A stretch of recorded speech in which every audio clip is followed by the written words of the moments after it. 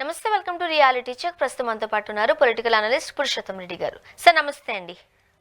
నమస్తే స్వామి గారు. సార్, ఏపీలో అమరావతి నిర్మాణానికి, రాజధాని నిర్మాణానికి పనులు శరవేగంగా సాగుతున్నట్లుగా చూస్తున్నాం.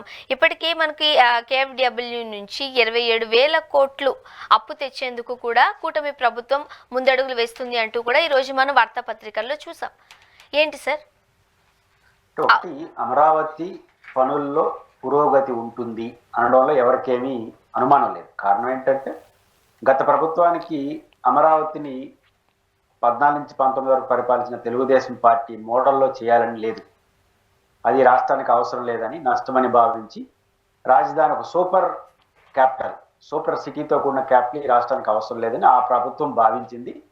అందులో భాగంగా విశాఖపట్నం, కర్నూలు, అమరావతిలో రాజధానిలో కొన్ని కీలక కార్యాలు డీలొకేట్ చేయాలని అనుకున్నారు. అది 3 రాజధానుల కాన్సెప్ట్, అది అయిపోయింది. కానీ సహజంగా దాని మీద ఫోకస్ తక్కువ ఉంటుంది. ఇప్పుడు తెలుగుదేశం ప్రభుత్వం వచ్చింది కాబట్టి 14 నుంచి 19 వరకు వాళ్ళే డిజైన్ చేశారు. ఇప్పుడు వాళ్ళే ఉన్నారు కాబట్టి ఆటోమేటిక్గా దానికి ఫోకస్ ఉంటుంది. అంతవరకు ఎవరికి ఏం అభ్యంతరం లేదు. అయితే వాళ్ళ అత్యుత్సాహం చేస్తున్న ప్రకటనలే వాళ్ళ కళలకు ఆటంకంగా వాడుతూనే ఉంటుంది. కళలు కనాలి, వాటి కోసం సాకారం కోసం ప్రయత్నం చేయాలంటాడు అబ్దుల్ కలాం. కళలు మేము కంటాం, సాకారం వేరే వాళ్ళు చేయాలంటే కుదరదు. ఇప్పుడు తెలుగుదేశం ప్రభుత్వం యొక్క కళలకు ఆటంకం అమరావతి విషయంలో వాళ్ళ అత్యుత్సాహం ఆచరణ సాధ్యం కాని వ్యవహార శైలి. ఉదాహరణకు మీరు ప్రస్తావించినట్టు ప్రపంచ బ్యాంక్ నుంచి ఒక 15,000 కోట్లు, నాబార్డ్ నుంచి ఒక 12,000 కోట్లు, ఇది క్లియర్ కనిపిస్తుంది. ఇంకో 4-5 కోట్లు కూడా అప్పు చేయాలని ఆలోచనతో ఉన్నారు. అంటే మన టిఆర్డిఏ, క్యాపిటల్ రీజనల్ డెవలప్మెంట్ అథారిటీకి పర్మిషన్ ఇవ్వడం, అంటే గవర్నమెంట్ గ్యారంటీ.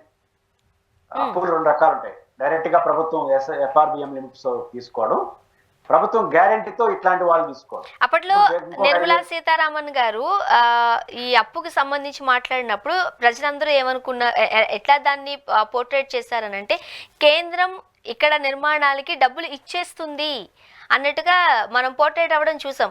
కానీ ఆ రోజు నిర్మలా సీతారామన్ గారు చెప్పిన దాన్ని బట్టి చూస్తే అప్పు ఇవ్వడానికి, అది కూడా అంటే స్టేట్ గవర్నమెంట్ యొక్క మీరు అన్నట్టుగా పూచీకత్తుతో, అక్కడ చాలా మందికి అర్థం కాకుండా అయిపోయింది.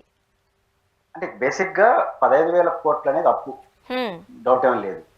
ప్రపంచ బ్యాంకు ఇతర సంస్థల ద్వారా తీసుకొస్తారు, ఏడీబీ బ్యాంక్స్ వాటి ద్వారా. ఇదే శ్రీనివాసరామన్ చెప్పారు. అయితే ఆ డబ్బులు కేంద్రం కడుతుందా, రాష్ట్రం కడుతుందా? ఈ 15,000 కోట్లు ఒకసారి కట్టరు, 25 ఏళ్ళు కడతారు. ఈ 25 ఏళ్ళు కేంద్ర ప్రభుత్వం కడుతుందా? కేంద్ర ప్రభుత్వంతో బాగుంటే 4 ఖాతాలు కడతారు, 5వ కంత ఎక్కువ వేస్తారు. కానీ ఏదైనా సరే ప్రజలపైన అది మొప్పే. రెండోది, నాబార్డ్ అనేది డైరెక్ట్ గా రాష్ట్ర ప్రభుత్వం తీసుకుంటా ఉంది. ఇంకో 3-4 కోట్లు 5,000 కోట్లు ఆ ప్రకటన ప్రకారం సిఆర్డిఏ వాళ్ళు అప్పులు సర్దే పనిలో ఉన్నారు. అంటే దాదాపు 20-30 కోట్ల చుట్టూ నడుస్తా ఉంది. ఇక్కడ ప్రాబ్లం, మౌలికమైన ప్రశ్న ఎక్కడ ఉత్పన్నం అవుతుందంటే, అమరావతిలో ఒకటి, రాజధానికి సంబంధించినటువంటి ఆ 52,000 ఎకరాల్లో 10,000 ఎకరాలు రైతులకు డెవలప్మెంట్ చేసి ప్లాట్ల రూపాయలు ఇవ్వాలి, 1,00,000 ప్లాట్లు ఇవ్వాలి. ఈ బైఫర్కేషన్కే 45,000 కోట్లు ఖర్చు అవుతుందని నారాయణ గారు చెప్పారు. అంటే మౌలిక వస్తువుల కల్పన అంటారు, రోడ్లు, డ్రైనేజీ ఇట్లాంటివన్నీ చేసేసి ఒక రూపం తీసుకురావడం కోసం. ఇప్పుడు 30,000 కోట్ల రూపాయలు దేనిపైన ఫోకస్ పెడతారు అని మౌలికమైన ప్రశ్న. ఇంకో పైకి ప్రభుత్వం, నారాయణ గారు మొన్న ఏం చెప్పారు, అసెంబ్లీ, సెక్రటేరియట్, హైకోర్టు బంగ్లాలకి త్వరలోనే మేము టెండర్లు పిలుస్తున్నాము, వాటి నిర్మాణం చేస్తూ ఉంటున్నారు. వాటిని ఎంత చేస్తారు, వీటిని ఎంత చేస్తారు తెలియదు. అయితే ఇక్కడ మౌలికమైన ప్రశ్న ఎక్కడ ఉత్పన్నం అవుతుందంటే, ఒకటి, రాజధాని ఓకే మీరు అనుకున్నట్టు చేయండి, కానీ సెల్ఫ్ సఫిషియెంట్ రాజధాని అని పేరు చెప్పి 30,000 కోట్లు అప్పు తేవడం ఏంటి? అంటే ఇప్పుడు వరకు సెల్ఫ్ సఫిషియెంట్ రాజధాని అనే ప్రాంతంలో 1 రూపాయి కూడా సొంతం కాకుండా ఇప్పుడు పెట్టిన ఖర్చు, పెట్టబోయే ఖర్చు, ఇప్పుడు ఒక అన్ని ప్రభుత్వాలు కలిసి ఒక 5,000 కోట్లు 10,000 కోట్లు పెట్టినారని అంటున్నారు. 5-6 వేల కోట్ల రూపాయలు ఖర్చు పెట్టినా అంటున్నారు. ఈ 5-6 వేల కోట్లు 5 రూపాయలు కూడా సొంత ఖర్చు కాదు, మొత్తం ప్రభుత్వమే భరించింది, కేంద్ర రాష్ట్ర ప్రభుత్వాలు. ఇప్పుడు 30,000 కోట్లు అప్పులు తీసుకొస్తున్నారు. అప్పు తీసుకొచ్చి రాజధాని నగరం నిర్మిస్తున్నాము, అది తర్వాత ఉత్పత్తి కేంద్రంగా మారుతుందని చెప్పినా కొంత అర్థం ఉంది. అదేం లేదండి, ఇది సెల్ఫ్ సఫిషియెంట్ రాజధాని ఇప్పుడు దబాయిస్తారు. ఒక 30,000 కోట్ల రూపాయలు అప్పుకి టెండర్ పెడతారు, ఈ సెల్ఫ్ సఫిషియెంట్ రాజధానిని దబాయిస్తారు. ఇక్కడే వాళ్ళకి అనుమానాలకు తాగిస్తుంది, అంటే చులకన అవుతుంది కొద్దిగా. కాబట్టి అమరావతి రాజధాని విషయంలో ఈ ఊహలు ఇవి కాకుండా రాజధాని నిర్మించండి, అడ్మినిస్ట్రేషన్ క్యాపిటల్ దాన్ని పరిమితం చేయండి. అడ్మినిస్ట్రేషన్ క్యాపిటల్కి పరిమితం చేస్తే ఒక ప్రయోజనం ఏంటంటే విభజన చట్టం ప్రకారం అసెంబ్లీ, సెక్రటేరియట్, గవర్నర్ బంగ్లా, హైకోర్టు బిల్డింగ్లకి అయ్యే ఖర్చు కేంద్ర ప్రభుత్వం ఇవ్వాలి. కాబట్టి వాటిని తీసుకొచ్చి కట్టండి. మళ్ళీ దానికి అప్పులు ఎందుకు సాగుతున్నారు? ఇప్పుడు బైఫర్కేషన్ యాక్ట్ ప్రకారం ఆ 15,000 కోట్లు గుండి గుర్తుగా కానీ కేంద్ర ప్రభుత్వం డైరెక్ట్గా బడ్జెట్ నుంచి ఇచ్చేట్టుగా ఉంటే వెల్ అండ్ గుడ్, మీరు అడ్జస్ట్ చేయండి. అలా కానప్పుడు, అది అప్పు అయినప్పుడు assembly, secretariat, Raj Bhavan and governor బంగ్లా, అదేవిధంగా హైకోర్టు, ఈ బిల్డింగ్లకు కేంద్ర ప్రభుత్వం డబ్బులు ఇవ్వాలని విభజన చట్టంలో ఉంది. కాబట్టి దాన్ని తీసుకొచ్చి కట్టండి, వాటిని ₹1 ఖర్చు లేకుండా అయిపోతుంది కదా. మరి దాన్ని ఎందుకు వదిలేస్తున్నారు? అంటే వాళ్ళు అప్పు గ్యారెంటీ ఇచ్చారు కాబట్టి వాళ్ళు వదిలేస్తారా? ఇప్పుడు టెండర్లు పిలుస్తారని నారాయణ గారు చెప్పారు. ఇప్పుడు 3 ఆఫీసులకి, హైకోర్టు, శాశ్వత బిల్డింగ్లకి, ఈ 3 బిల్డింగ్ మీరే టెండర్ పిలుస్తారు. ఫస్ట్ ప్రతిపాదన కేంద్ర ప్రభుత్వాన్ని పంపాలి కదా. విభజన చట్టం ప్రకారం అసెంబ్లీకి మీరు ఇవ్వాల్సింది, దీనికి 1000 కోట్లు మేము నమూనా రూపొందించాం, మీ అభిప్రాయం చెప్పండి, మీరు ఎంత ఇస్తారు, మేము ఎంత ఇస్తామని కదా అడగాలి. ఈ 3 కార్యాలయాలకు మీరే ఏకపక్షంగా టెండర్లు పిలుస్తారు. ఏకపక్షంగా మీరు టెండర్లు పిలిస్తే మొత్తం డబ్బులు మీరు కట్టారని అర్థం. అసలు బైఫర్కేషన్ యాక్ట్ ప్రకారం ఉచితంగా కట్టాల్సిన బిల్డింగ్లు కూడా మీరు కట్టడం ఏంటి? అది ఎందుకు అలా జరుగుతుందంటారు? ఎందుకు కట్టలేదంటే వీళ్ళు మొత్తం కలిపి చేసేస్తున్నారు. అంటే సెల్ఫ్ సఫిషియెంట్ రాజధాని, అప్పులు తీసుకురావడానికి కేంద్ర ప్రభుత్వం అప్పులు గ్యారెంటీని వాళ్ళు ఇవ్వాల్సిన అన్నిటి కలిపేసి వీళ్ళకి ఏంటంటే ఇప్పుడు అసెంబ్లీ కట్టాలంటే సోనర్ ఇక్కడ అసెంబ్లీ కట్టాలి, వీళ్ళు 1000 కోట్లకు 2000 కోట్లు ప్రతిపాదన పంపిస్తారు. వాళ్ళు దాంట్లో అభ్యంతరాలు చెప్తారు. ఎందుకు 700 కోట్లు 800 కోట్లు చాలు, మేము ఒక 500 కోట్లు ఇస్తాం, మీరు సర్దుకోండి అంటారు. వాళ్ళు చెప్పినట్టు వినాలి కదా కొద్దిగా, వాళ్ళు డబ్బులు ఇవ్వాలంటే. వీళ్ళు మామూలుగా లేదు కదా, ఆస్ట్రేలియా రాజధాని, అమెరికా రాజధాని, అసలు ప్రపంచంలో ఇట్లాంటి రాజధాని నగరం లేదు, ఇట్లాంటి బిల్డింగ్ లేదు, ఐకానిక్ బిల్డింగ్స్ ఇట్లా మాట్లాడేస్తున్నారు. ఇట్లా మాట్లాడేస్తే ఏమవుతుందో వాళ్ళు దానికి కోఆపరేట్ చేయరు. కాబట్టి వీళ్ళు డైరెక్ట్గా డబ్బులు కావాలి ఇమీడియట్గా. అందువల్ల 15,000 కోట్ల అప్పు. మీకు అసెంబ్లీ కట్టుతామనుకోండి, ఫస్ట్ 40% రిలీజ్ చేస్తారు. ఫస్ట్ ఏం చేయాలి? టెండర్ పిలవాలి. టెండర్లో నేను పాడుకుంటాను, నాకు ఫస్ట్ 40% రిలీజ్ చేస్తారు, తర్వాత 30 ఇట్లా రిలీజ్ చేస్తుంది. ఇది లాంగ్ టైం పడుతుంది, ఇంత ఓపిక మనకు లేదు. కాబట్టి కేంద్ర ప్రభుత్వం మౌలిక వస్తువులకి ఇంకేం డబ్బులు ఇది, ఈ 3-4 కార్యాలయాలకు ఇస్తారు. అందువల్ల కేంద్ర ప్రభుత్వాన్ని ఇన్వాల్వ్ చేయకపోతే, దాని నుంచి తీసుకోకపోతే, అప్పులు మాత్రమే తీసుకుంటే ఇది భారం అవుతుంది, అదనపు భారం అవుతుంది. కాబట్టి విభజన చట్ట ప్రకారం కేంద్ర ప్రభుత్వం ఇవ్వాల్సిన డబ్బులతోనే మీరు రాజధానిలోని అడ్మినిస్ట్రేషన్ యాక్టివిటీ అంతా కట్టండి. మిగిలిన దాన్ని అప్పు చేసినా ఒక అర్థం ఉంది. మొత్తాన్ని అప్పుని కేంద్ర ప్రభుత్వాన్ని కళాగొల్పం చేసేస్తే రాష్ట్రానికి మీరు పెద్ద నష్టం చేసిన వాళ్ళు అవుతారు. రైట్. సో ఇవన్నీ తెలుసు కూడా ఎందుకు చంద్రబాబు నాయుడు గారు ముందుకు వెళుతున్నారు అని అనుకోవాలి? ఎవరిని మభ్య పెడుతున్నారు అనుకోవాలి? ఆ ప్రశ్నించే వాళ్ళు ఎవరు లేరు అనుకుంటున్నారా? ప్రశ్నించే వాళ్ళు ఉంటారు. పాయింట్ ఏంటంటే మభ్య పెట్టేది ఏం లేదు. ఆయన ఊహది అమరావతిలో అద్భుతాలు చేయాలి, ఈ అద్భుతం ద్వారానే రాష్ట్రం బాగుంటుందని ఆయన ఒక విజన్. ఆ విజను సాధ్యాసాధ్యాలపైన ఆయన చర్చకు సిద్ధంగా లేడు, కనీసం కన్విన్స్ చేసేదానికి కూడా సిద్ధంగా లేరు, దబాయిస్తున్నారు. ఇప్పుడు అమరావతిలో ఏదైనా అంత అలాంటి రాజధాని రాష్ట్రానికి అవసరం అన్నా అనుకో, వాళ్ళందరూ రాష్ట్ర ద్రోహులుగా ముద్రేసేస్తున్నారు. ఇప్పుడు అమరావతిలో రాజధాని వ్యతిరేకిస్తే వాళ్ళు తిరిగితే ఒక అర్థం ఉంది. అమరావతిలో అంత ఖర్చు పెట్టి డబ్బులే ఉన్నాయంటే దానికి కూడా వాయించి వదిలిపెట్టేస్తున్నారు. ఏం చేయాలి పరిస్థితి? అది పరిస్థితి. కాబట్టి ఏదైనప్పుడు కూడా వాళ్ళ ఊహ, వాళ్ళ అసెస్మెంట్ ప్రాక్టికాలిటీకి చాలా దూరంగా ఉంది. కొంతకాలం నడుస్తుంది. ఎందుకంటే మీరు 20 ఏళ్ళు 30 ఏళ్ళు ఉండరు కదా.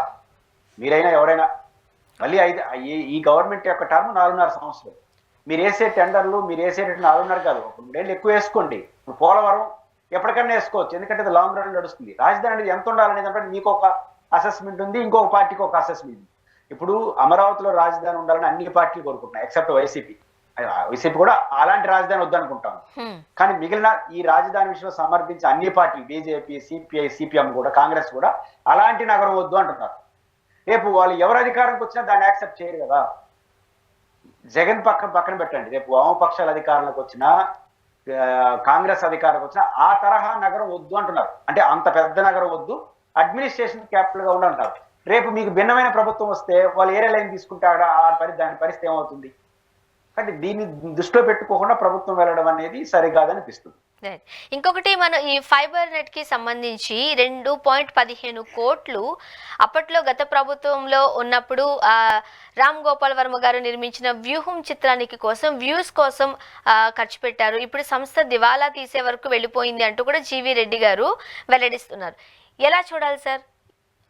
అంటే AB fibre net chairman GV Reddy ఒక ఆరోపణ చేశారు. మీరు ప్రస్తావించినట్టు రామ్ గోపాల్ వర్మ వ్యూహం అంటే ఏది? జగన్మోహన్ రెడ్డి గారికి అనుకూలంగా తీసిన సినిమానే కదా. అవును. ఎన్నికల సమయంలో ఆ వ్యూహం సినిమా కోసం 2 కోట్ల సమ్ లాక్స్ రూపీస్ ఆయనకి ఇచ్చేశారు. అంటే తన పార్టీకి అనుకూలంగా ఉండే ఒక సినిమా కోసం ఫైబర్ నెట్ ని దివాలా తీయించారు. ఆ 2 కోట్లతో ఇంకా కొన్ని మాల్ ప్రాక్టీస్ వల్ల దివాలాని తీసే పరిస్థితి ఫైబర్ నెట్ వచ్చింది అనేది జీవీ రెడ్డి ప్రధాన ఆరోపణ. సరే, ఆ 2 కోట్లతోనే ఫైబర్ నెట్ దివాలా తీసే పరిస్థితి ఉండదు. కానీ జీవీ రెడ్డి లేవనెత్తిన ఒక మౌలికమైన ప్రశ్నకి మాత్రం ఆనాడు అధికారంలో ఉన్న పార్టీ, ఈ రోజు ప్రతిపక్షంలో ఉన్న వైఎస్ఆర్ కాంగ్రెస్ పార్టీ ప్రజలకి వాస్తవాలు చెప్పాలి. జీవీ రెడ్డి చేసిన ఆరోపణ కరెక్టా లేదా నిజాలేంటో చెప్పాలి. కనీసం గౌతమ్ రెడ్డి గారైనా స్పందించాలి. ఎందుకంటే ఫైబర్ నెట్ కార్పొరేషన్ చైర్మన్ ఆయనే గతంలోనిది.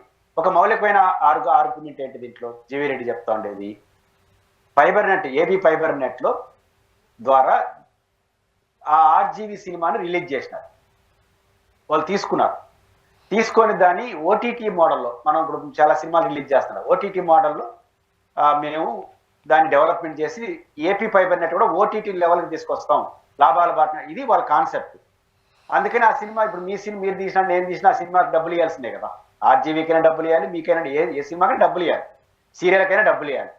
దాని లెక్క ఏంటి? ఒక ఇన్ని వ్యూస్ పోతే అంత డబ్బులు మీకు ఇస్తాం అంటారు. అప్పుడు ప్రభుత్వానికి ఏం ఉండాలి? ఇప్పుడు ఆర్జీవీ తీసిన వ్యూహం సినిమాకి ఒక వ్యూకి 10 రూపాయలు ఇచ్చారనుకోండి, నాకు 11 రూపాయలు 12 రూపాయలు నాకు లాభం రావాలి. ఊరికైతే తీరు కదా. ఇప్పుడు సినిమా థియేటర్లో 1 కోటి రూపాయలు ఇచ్చి సినిమా థియేటర్ని కొనుక్కున్నాడు అనుకోండి, ఒక 100 రోజులు ఆడుతుందని, నాకు 1,50,00,000 రావాలి కదా, రాకపోతే నష్టం వచ్చినట్టే కదా. కాబట్టి ఆ రోజు తీసినటువంటి వ్యూహం సినిమాకి సంబంధించి మీరు ఓటీటీ మోడల్లో మార్చదలుచుకుంటే ఆ మేరకు వాళ్ళ దగ్గర కొనుక్కుంటే మీకు అంత ఆదాయం వచ్చిందా లేదా? జీవీ రెడ్డి ఆ విషయం చెప్పట్లా. 2 కోట్ల పైచిలకు ఖర్చు ఇచ్చింది మాత్రం చెప్పినాడు. ఎంత వచ్చిందో చెప్పలా. అసలు రాలేదా, నష్టపోయిందా చెప్పలేదు. మీరైనా చెప్పండి ఏం జరిగిందని. 2 వైసీపీ స్వార్థానికి వాడుకుందనేది ఆయన ఆరోపణ. విజయసాయిరెడ్డి పేరు కానీ కొంతమంది మహిళలు ఉపయోగించుకొని తెప్ చేశారన్నాడు. దీనికి కూడా వాళ్ళు స్పందించాల్సింది అంటే ఒక్క ఆర్జీవీ వ్యూహం సినిమాను మాత్రమే తీసుకున్నారా, ఇంకా చాలా సినిమాలు తీసుకున్నారా? అంటే ఓటీటీ ద్వారా మీరు డెవలప్మెంట్, ఓటీటీ మోడల్ తీసుకెళ్లాలనుకున్నారు కదా ఏపీ ఫైబర్ నెట్ ని. కేవలం వ్యూహం వరకే తీసేసి ఆపేసి ఉంటే జీవీ రెడ్డి ఆరోపణలకు విలువ వస్తుంది, అంతే కదా.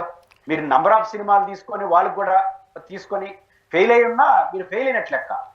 ఏవి తీసుకోకుండా వ్యూహం వరకే తీసుకుంటే ఖచ్చితంగా జీవీ రెడ్డి విమర్శలకు విలువ వస్తుంది. మీరు ప్రజల ముందు సమాధానం చెప్పుకోవాల్సిన పరిస్థితి వస్తుంది. ఇది ఏదో తేలాలంటే జీవీ రెడ్డి ఒక పార్శ్యం చెప్పినాడు, 2వ పార్శ్యం మీరు చెప్పండి, ఏం జరిగిందో చెప్పాలి. చెప్పకపోతే జీవీ రెడ్డి పార్శ్వమే నిజమని ప్రజలు నమ్ముకునే అవకాశం ఉంది. అంటే వైసీపీ లేదా గౌతమ్ రెడ్డి గారు జీవీ రెడ్డి లేవనెత్తిన ఆరోపణలకైతే సమాధానం చెప్తే ప్రజలు వాస్తవాలు అర్థం చేసుకుంటారు. చెప్పే సూచనలు కనిపిస్తున్నాయంటారా? ఎందుకంటే ఆ టైంలోనే వ్యూహానికి సంబంధించి అయితే కొన్ని సినిమా పేర్లు నేను ఇప్పుడు తీయడం లేదు కావాలనే, ఆ టైంలో వైసీపీకి సపోర్ట్గా రామ్ గోపాల్ వర్మ గారు ఒక 2-3 సినిమాలు తీశారు. లక్ష్మీ సెన్టీఆర్ కావచ్చు, ఇంకోటి కావచ్చు, రైట్.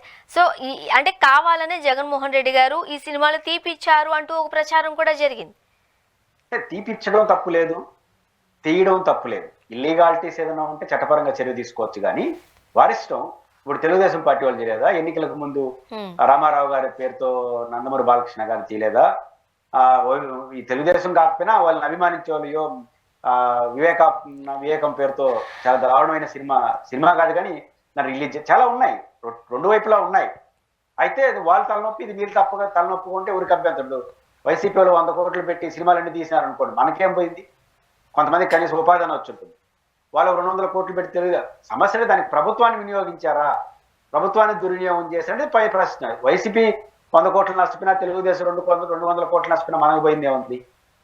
కానీ ఇక్కడ ఫైబర్ నెట్ ని వాడుకున్నారు, తనకు అనుకూలంగా సినిమా తీసినానికి 2 కోట్ల రూపాయలు ఫైబర్ నెట్ డబ్బులు ఇచ్చేసినారు అనేది జీవీ రెడ్డి ఆరోపణ. అయితే ఖచ్చితంగా మీరు అన్నట్టు సమాధానం చెప్తారని నేను అనుకుంటున్నాను. అయితే సమాధానం చెప్పకపోతే ఇప్పుడు జీవి రెడ్డి చెప్పింది కరెక్ట్ అని ప్రజలు అనుకుంటారు, అది వాళ్ళకి నష్టం కదా. సమాధానం అయితే చెప్పాలి, కనీసం గౌతమ్ రెడ్డి స్థాయిలోనే సమాధానం వస్తుందని నేను ఆశిస్తున్న. సమాధానం చెప్పడం కరెక్ట్, ఎందుకంటే లేదా జీవి రెడ్డి చెప్పింది కరెక్ట్ అనుకుంటే మీకే నష్టం కదా. అవును, రైట్. ఇప్పుడు చంద్రబాబు నాయుడు గారు గత కొన్ని రోజుల నుంచి మనం చూస్తున్నాం విజన్ 2047 అంటూ నేను ముందుకు వెళ్తున్నాను, రైట్. సో ఇక్కడ హైదరాబాద్లో హైటెక్ సిటీలో సైబర్ టవర్స్ కట్టిన తర్వాత లేకపోతే టెక్నాలజీని అందిపుచ్చుకోవడంలో చంద్రబాబు నాయుడు గారు ఎప్పుడు ముందుంటారని చెబుతున్న నేపథ్యంలో ఆయన చెబుతున్న వర్షన్కి రీసెంట్గా జగన్మోహన్ రెడ్డి గారు స్పందించారు. చంద్రబాబు నాయుడు గారిది 420 విజన్ అంటూ. ఏం చెప్తారు మీరు? విజన్ 420 అనేది కరెక్ట్ కాదు. విజన్ సాధ్యమా సాధ్యం కాకపోతుందా అనేది మాట్లాడచ్చు. విజన్ 420 కాదు. జగన్ గారి ఉద్దేశం ఏంటంటే మీ విజన్ అంతా 420 అంటే అర్థం ఏంటి?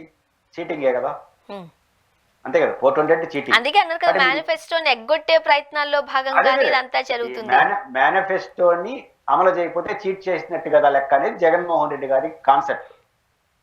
కానీ దానికి ఆయన విజన్ ఎందుకు? నీ 7 నెలల క్రితం ఇచ్చిన హామీలు అమలు చేయకుండా 47 అంటావు, ఆయనకు ఊడుంటాడు ఊడిపోతాడు అనేది ఆయన ఎటకారంగా మాట్లాడినాడు. ఇక్కడ పాయింట్ ఏంటంటే చంద్రబాబు నాయుడు గారు విజన్ ఆలోచించడం తప్పు కాదు, కానీ ఆ విజన్ సాధ్యాలు క్వశ్చన్ మార్క్ అవుతుంది. జగన్మోహన్ రెడ్డి గారు అంటే గతం, వర్తమానం, భవిష్యత్తు 3 ఉంటుంది సమాజంలో. చంద్రబాబు నాయుడు గారి గతానికి భవిష్యత్తుకి ఇచ్చినంత ప్రాధాన్యత వర్తమానంకి ఇట్లా. వర్తమానం జరుగుతున్నది కదా, జగన్మోహన్ రెడ్డి గారు వర్తమానాన్ని ప్రస్తావిస్తున్నావు. నువ్వు వర్తమానాన్ని వదిలేసి అయితే గతానికి వెళ్తున్నావు, నన్ను తిడతావు, లేదా భవిష్యత్తులో ఊరిస్తున్నావు లేదా నన్ను తిడుతున్నావు. వర్తమానంలో నీ గురించి చెప్పుకోవట్లేదు అనేది జగన్మోహన్ రెడ్డి గారి యొక్క పొలిటికల్ అలిగేషన్. మీకు రాధాకృష్ణ గారు వీకెండ్ కామెంట్లో ఇదే జగన్ గారు 420 అన్నాడు, ఆయన అనలేదు, అంతే తేడా.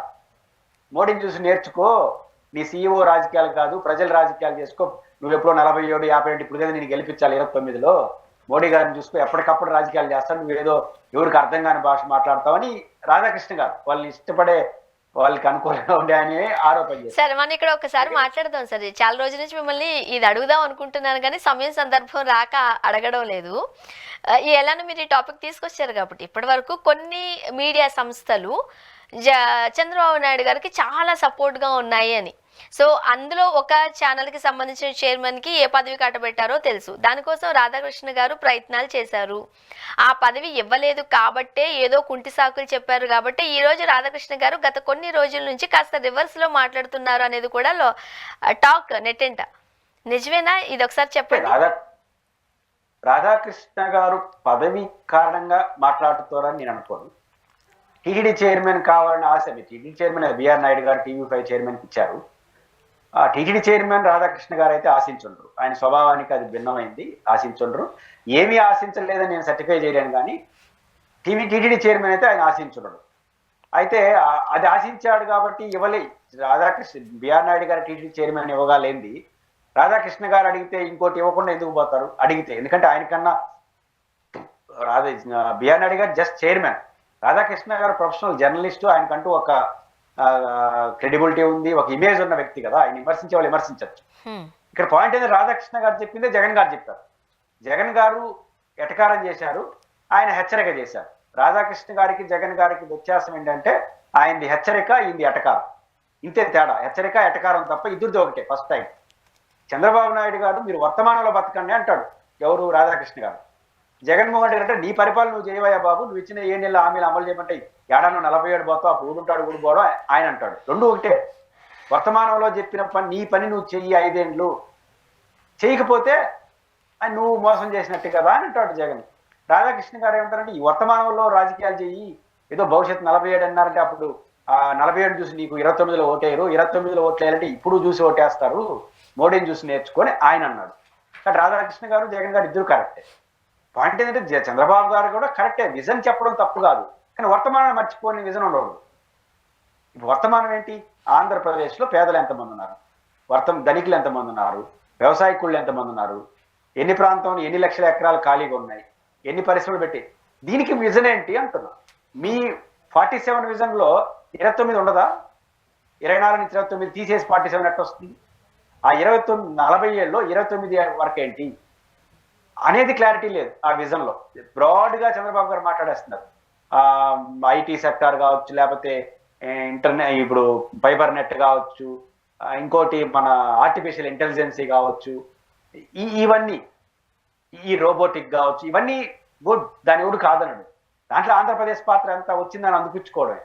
కానీ మీరు విజనరీ అంటే అర్థం ఏంటంటే 24 నుంచి 29 వరకు కూడినటువంటి 47 కావాలి. ఈయన 24 నుంచి 29 చెప్పకుండా 47 గురించి చెప్తున్నాడు. అందువల్ల చంద్రబాబు గారు ఇస్తే చాలా దూరమైన భవిష్యత్తుకు ప్రాధాన్యత ఇస్తాడు, లేకపోతే డైరెక్ట్గా గతం కూడా అన్ని గతాలకి ఈడు ఓన్లీ జగన్ గతాన్ని పట్టుకుంటాడు. మళ్ళీ దాని ముందు బాడు 19 ముందు బాడు 19 వరకే, 19 నుంచి 24 గతం లేదా 47. కానీ ఆయన అధికారంలో ఉన్నట్టు వర్తమానం, కానీ గతాన్ని మర్చిపోకూడదు, వర్తమానాన్ని విస్మరించకూడదు, భవిష్యత్తును దృష్టిలో పెట్టుకోవాలి. ఆయన వర్తమానాన్ని పక్కన పెట్టేసి గతాన్ని భవిష్యత్తును మాత్రమే మాట్లాడడం అనేది విమర్శలకు తావిస్తూ ఉంది. జగన్ గారు 420 అనడం విజన్ కాదు, హామీలు అమలు చేయకుండా ఎగ్గొట్టడం కోసం ఇవి చేస్తా అంటాడు. సరే, ఆయన ప్రత్యర్థి కాబట్టి ఆయన వాళ్ళు 420 ఏదైనా మాట్లాడుకోవచ్చు. కానీ మన స్థాయిలో నేను చెప్పదలుచుకుంది మాత్రం చంద్రబాబు గారు వర్తమానాన్ని జగన్ గుర్తు చేస్తున్నాడు. దాని ఉద్దేశం ఆయన బాధ్యతను గుర్తు చేయడం మాత్రమే కాదు, దాన్ని గుర్తు చేస్తే రాధాకృష్ణ గారు చెప్పినట్టు చెప్పారు కదా, రేపు జగన్ అంటూ గెలిస్తే దానికి నువ్వే కారణం అని చెప్పినాడు. ఆ పాపం అన్నాడు యాక్షన్. అంటే ఆయన ఉద్దేశంలో జగన్ గెలవకూడదు కదా, రాధాకృష్ణ గారి ఉద్దేశంలో జగన్ మళ్ళీ గెలవంటే రాష్ట్రానికి పాపం చేసినాడు, జగన్ గెలిస్తే ఆ పాపం చంద్రబాబుదే అంటాడు. ఆయన మాటలోనే చెప్పినాడు. సరే, ఆయన పెద్దోడు కాబట్టి పాపం అన్నాడు, ఈయన రాజకీయ ప్రత్యర్థి కాబట్టి 420 అన్నాడు. రెండు నేను మన స్థాయి మన వయసుకి సరిపోదు కానీ, బట్ చంద్రబాబు నాయుడు గారు వర్తమానాన్ని మర్చిపోతున్నాడు అనేది మాత్రం వాస్తవం. ఇప్పటి వరకు జగన్మోహన్ రెడ్డి గారు అంటే వైసీపీ ప్రభుత్వం అధికారంలో ఉన్నప్పుడు రాష్ట్రాన్ని అప్పుల ఊబిలోకి దించేసింది, లేకపోతే రాష్ట్రం అంతా కూడా అతలాకుతలం అయిపోయింది అంటూ కూడా మనము చూస్తున్నాం. కూటమి ప్రభుత్వం చెబుతూ ఉన్న నేపథ్యంలో మనం కేంద్రం నుంచి వస్తున్న సమాచారం వరకు అంటే కోవిడ్ ఉన్నప్పటికీ కూడా, వైసీపీ ప్రభుత్వం అధికారంలో ఉన్నప్పుడు కోవిడ్ వచ్చినప్పటికీ కూడా రాష్ట్రం యొక్క తలసరి ఆదాయం 31.04% అయితే పెరిగింది అంటూ కేంద్ర సంస్థల నుండి వస్తున్న సమాచారం. ఎలా చూడాలంటారు? వీళ్ళ మాటలకు నా వ్యత్యాసం ఏంటి? ఒకటి, ఆంధ్రప్రదేశ్ అప్పుల్లో కూరుకుపోయింది, ముమ్మాటికి నిజం. అప్పుల పైన చేయాల్సిన పరిస్థితి వస్తూ ఉంది. దానికి కారకులు ఎవరు? చంద్రబాబు గారు చెప్తున్నట్టు అప్పుల్లో కూరుకుపోయింది అన్నది వాస్తవం. కానీ ఆయన దాన్ని చెప్పేసి దాని అన్నిటి కారణం జగన్ అనేస్తాడు. ఇప్పుడు ఆంధ్రప్రదేశ్లో అప్పులన్నీ జగనే చేసినాడని చెప్పేస్తాడు. అది అభ్యంతరకరం. ఎందుకంటే భారతదేశంలో మొన్న ఫైనాన్స్ ఇయర్ నిర్మలా సీతారామన్ ఇప్పుడు నడుస్తుంది బడ్జెట్ కదా, ఈ బడ్జెట్ నడుస్తుంది కదా, ఈ బడ్జెట్ కాదు, గత బడ్జెట్ అంటే ముగిసిపోయిన బడ్జెట్ అంటే 23-24 ఎన్నికల సమయంలో బడ్జెట్ కేంద్ర ప్రభుత్వం ఎంత అప్పు చేసిందో తెలుసా? 16 లక్షల కోట్లు అప్పు చేసింది. ఓన్లీ 1 ఇయర్ 16 లక్షల కోట్లు వాళ్ళు బడ్జెట్లో పెట్టారు. 46 లక్షలు 41 లక్షల కోట్ల అప్పుల్లో దాదాపు 35 to 40% అప్పులు అంటారు. ఆంధ్రప్రదేశ్ బడ్జెట్లో మనకు 3 లక్షల కోట్లలో అప్పు ఎంత? 60-70 వేల కోట్లు అటు ఇటుగా. ఎంత పర్సెంటేజ్? 20%, 20-25%. ఆంధ్రప్రదేశ్ 20-25% మధ్య నడుస్తూ ఉంది. చంద్రబాబు గారైనా జగన్ గారైనా. కేంద్ర ప్రభుత్వం 35-40% అప్పు చేస్తూ ఉంది. ఎవరు కూరుకుపోయారు అప్పుల్లో? కేంద్ర ప్రభుత్వం అప్పులు కూరుకోలేదా? మరి కేంద్ర ప్రభుత్వం అప్పులో కూరుకుపోతే రాష్ట్ర ప్రభుత్వాలు అప్పులు కారణం ఏం చేస్తాయి? కాబట్టి అప్పులకు కారణం ఏంటి, పరిష్కారం ఏంటి అని ఒక సావధాన చర్చ జరగాలి తప్ప అప్పులను చూపించేసారంతా జగన్ ఖాతాలో వేసేస్తామంటే అది న్యాయం కాదు. అది చంద్రబాబు గారు అప్పుల్లో ఆంధ్రప్రదేశ్ ఉన్న మాట నిజం, కూరుకుపోయిన మాట నిజం. సీరియస్గా ఆలోచించకపోతే ప్రమాదం. నాట్ ఓన్లీ ఆంధ్రప్రదేశ్, ఎంటైర్ భారతదేశంలో ప్రధాన రాష్ట్రాలన్నీ. ఆ మాటకు వస్తే యావత్ భారతదేశ ప్రభుత్వమే అప్పుల్లో కూరుకుపోయింది. దీన్ని ఎట్లా పడితే అందరి బాధ్యత ఏం చేయాలో ఆలోచించాలి. మొత్తం అందరి కారణం నువ్వే అంటాడు. అది అభ్యంతరకరం. జగన్మోహన్ రెడ్డి మొత్తం కారణం అంటే అది తప్పు. అదర్దని అప్పులు దీనికి పరిష్కారం అంటే మీరు చూపండి. ఇప్పుడు మీరు జగన్మోహన్ రెడ్డి అప్పుల్లో తప్పు అనుకున్నప్పుడు 16 లక్షల కోట్లు ఒక ఫైనాన్షియర్ లో చేస్తామని కేంద్ర ప్రభుత్వం తప్పట్రా? వాళ్ళు చేసిన బకాయిల గురించి తప్పట్రా? కాబట్టి చంద్రబాబు గారు పాక్షిక దృక్పథంతో అప్పుల గురించి మాట్లాడితేనే విమర్శలకు గురవుతారు. సిన్సియర్గా అప్పుల గురించి అప్పులు మాట్లాడితే ఆయన చెప్పింది తప్పు కాదు. పాక్షిక దృక్పథంతో అప్పులు చూపించేవన్నీ జగనే కారణం, మనం ఏమి చేయలేదు, కేంద్రం ఏం చేయలేదు అనేది మాత్రం అభ్యంతరకరం. రెండోది, మీరు అడిగిన ప్రశ్నలో జగన్మోహన్ రెడ్డి గారు కరోనా టైంలో కూడా పర్ఫెక్ట్లీ కరెక్ట్. భారతదేశంలో కరోనా టైంలో జగన్మోహన్ రెడ్డి గారు చేసినంత మంచి ఈ భారతదేశంలో ఎవరూ చేయలేదు. ఇన్ఫాక్ట్ ఖచ్చితంగా, ఎందుకంటే జగన్మోహన్ రెడ్డి గారు కరోనా టైంలో సంక్షేమ పథకాలు అమలు చేయడం వల్ల ఆ 40-50 కోట్లు ప్రజలు బతికినారు. లేకపోతే చాలా మంది చనిపోయి ఉండేవారు. ఎందుకంటే పేదల పని లేదు, ఎక్కడి నుంచో వచ్చేసారు, ఇళ్ళకి గ్రామాలకు వచ్చేసినారు, పరిశ్రమలు వదిలేసినారు, ఉద్యోగాలు వదిలేసినారు, ప్రైవేట్ సెక్టర్లు లేనారు, నేరుగా వచ్చి లేదు, ఏం తినాలి, ఇంట్లో పనిచేయడానికి స్కోప్ లేదు. అందువల్ల ఆ టైంలో ఇచ్చిన సంక్షేమ పథకాలు బతికనిచ్చాయి. వాళ్ళు ఎప్పుడైతే సంక్షేమ పథకాలు అందరూ వచ్చి వ్యాపారస్తులు కొనుక్కున్నారు, ఆటోమేటిక్గా రొటేట్ అయింది. కరోనా 2 ఏళ్లలో కూడా 40-50 కోట్ల రూపాయలు డైరెక్ట్గా ప్రజల జోబులో వేసినాడు. అది రొటేట్ అయింది. ఆ రకంగా ఈ 2 కారణాలు ఇచ్చా జగన్మోహన్ రెడ్డి కారణాలు ఇచ్చా ఖచ్చితంగా కరోనా టైంలో జగన్మోహన్ రెడ్డి గారు ప్రజల ప్రాణాలు కాపాడాడు. అందుకోసం ఖర్చు పెట్టిన దాదాపు 1,00,000 కోట్ల రూపాయలు తిరిగి రొటేట్ అయింది. అదే మీకు చెప్పినటువంటి జిఎస్టీ లెక్కల్లో అభివృద్ధి కనపడుతుంది. సరే, గత 2 రోజుల నుంచి మనం చూస్తున్నాం పార్లమెంట్ సమావేశాలకు సంబంధించి ఉపన్యాసాల్లో భాగంగా అమిత్ షా గారు అంబేద్కర్కి సంబంధించి కొన్ని వ్యాఖ్యలు చేశారు. దాన్ని కొంతమంది తప్పుపట్టారు. రైట్, ఇప్పుడు ఒకవేళ పొత్తులో భాగంగా ఇటు జనసేన కావచ్చు, లేకపోతే టీడీపీ కావచ్చు స్పందించలేదంటే ఒక అర్థం. కానీ ఎందుకు జగన్మోహన్ రెడ్డి గారు స్పందించట్లేదు? ఇప్పుడు గత ఎన్నికల వరకు బీజేపీకి ప్రత్యక్షంగా కాకపోయినా పరోక్షంగానన్నా కాస్త అంటే పాజిటివ్ వైబ్స్తో ఉన్నారు అని వచ్చిన వార్త నేపథ్యంలో ఇప్పటికీ అదే దారిలో వాళ్ళిద్దరూ నడుస్తున్నారా అనేది ఒక చర్చకు తెరలేసింది. నిజమే అనుకోవాలా జరుగుతున్న పరిస్థితులను బట్టి చూస్తే? ఆంధ్రప్రదేశ్లో అమిత్ షా గారి ప్రకటన పైన ఎందుకు స్పందన లేదు, జగన్ గారు ఎందుకు స్పందించలేదు, కూటమి ఎట్టా ఉంది అనేది ఒక పాయింట్. దానికి ముందు పార్లమెంట్లో ఏం జరిగింది? పార్లమెంట్లో జరిగింది ఏంటంటే అంబేద్కర్ గారిని ఉద్దేశించి అమిత్ షా మాట్లాడలేదు. కాంగ్రెస్ పార్టీని ఉద్దేశించి మాట్లాడి, మీరు 100 సార్లు అంబేద్కర్ పేరు ప్రస్తావించేదానికన్నా 100 సార్లు మీరు దేవుణ్ణి ప్రార్థిస్తే గతంలో మీరు చేసిన పాపాలన్నీ పోతాయి అన్నాడు. అంటే ఆయన ఉద్దేశం కాంగ్రెస్ పార్టీ తప్పు చేసింది, దేవుణ్ణి ప్రార్థించి పాప పరిహారం చేసుకోండి. మధ్యలో అంబేద్కర్ ఎందుకు వచ్చాడో తెలియదు. డాక్టర్ బిఆర్ అంబేద్కర్ గురించి చెప్పేది అంటే అప్పుడు 2 అర్థాలు వస్తాయి. మీరు చేసిన పాపాలు పోవాలంటే 100 సార్లు దేవుడిని పూజించాలి, కాంగ్రెస్ విమర్శించడంలో తప్పేం లేదు. అది వాళ్ళ ఇష్టం, వాళ్ళు సమాధానం చెప్పుకుంటారు. అంబేద్కర్ని ప్రస్తుతం అంబేద్కర్ని అంబేద్కర్ పోతే మంది ఏం పోయింది? కాబట్టి ఇక్కడ అంబేద్కర్ అంటే అంబేద్కర్ తక్కువ అనే మెసేజ్ వెళ్తుంది. కాబట్టి దీన్ని కాంగ్రెస్ పార్టీ టేక్ఓవర్ చేసుకుంది. నువ్వు అంబేద్కర్ని అవమానించినావు అనేది వివాదం అవుతుంది. దానికి కౌంటర్గా ఆయన ఏమంటాడు, నువ్వు అసలు అంబేద్కర్ని అవమానించిందే కాంగ్రెస్ పార్టీ, ఓడించేసింది కాంగ్రెస్ పార్టీ అంబేద్కర్ని ఎంపీగా, మీరా మాట్లాడేది అంటారు. ఇది కూడా తప్పు. ఎందుకు తప్పు అంటున్నారంటే అంబేద్కర్ గారు రిపబ్లిక్ పార్టీ పెట్టాడు, ఆర్పిఐ. కాంగ్రెస్ ఎప్పుడు స్వతంత్రం వచ్చిన తర్వాత ఇద్దరు పోటీ పడినప్పుడు పరస్పరం అంబేద్కర్ని ఓడించుకున్న గెలిపిస్తుందా కాంగ్రెస్ పార్టీ? ఇప్పుడు తెలుగుదేశం పార్టీ వైసీపీ పోటీ పడ్డారు, జగన్ గెలిపిస్తుందా వైసీపీ? లేకపోతే తెలుగుదేశం జగన్ గెలిపిస్తాడా? కుదరదు కదా. కాబట్టి ఓడిపోయారు. అంబేద్కర్ గారిని తర్వాత పార్టీలో చేర్చుకున్నారు, రాజ్యసభ సీట్ ఇచ్చారు, కేంద్ర మంత్రిని చేశారు, రాజ్యాంగం చైర్మన్ చేసి ఆయన దేశానికి అందించింది కాంగ్రెస్ పార్టీ. కాబట్టి కాంగ్రెస్ పార్టీ ఎక్కడ అవమానించలేదు. ఇది జరిగింది. ఏపీకి వస్తే 2 కోర్సాలు చంద్రబాబు గారు స్పందించలేదనే తప్పు. స్పందించాడు. ఆయన ఏమని స్పందించినాడు? నేను కూడా ఒకప్పుడు మాట్లాడాను, ఏమని, రైతులకు సంబంధించి లాభసాటిగా లేదని మాడితే వ్యవసాయం దండగా అని చెప్పి రాంగ్ ఇంటర్ప్రిటేషన్ చేసి నన్ను ఇబ్బంది పెట్టారు. ఇప్పుడు అమిత్ షా కూడా లేని దాన్ని ప్రకటన చేసేసి ఆయన్ని రాంగ్ ఇంటర్ప్రిటేషన్ చేస్తానని సమర్థించినాడు. అంబేద్కర్ గారు అమిత్ షా చేసిన ప్రకటన కరెక్ట్ అని చెప్పడు, ఆయన ప్రకటన రాంగ్ ఇంటర్ప్రిటేషన్ చేసినాడు అంటాడు.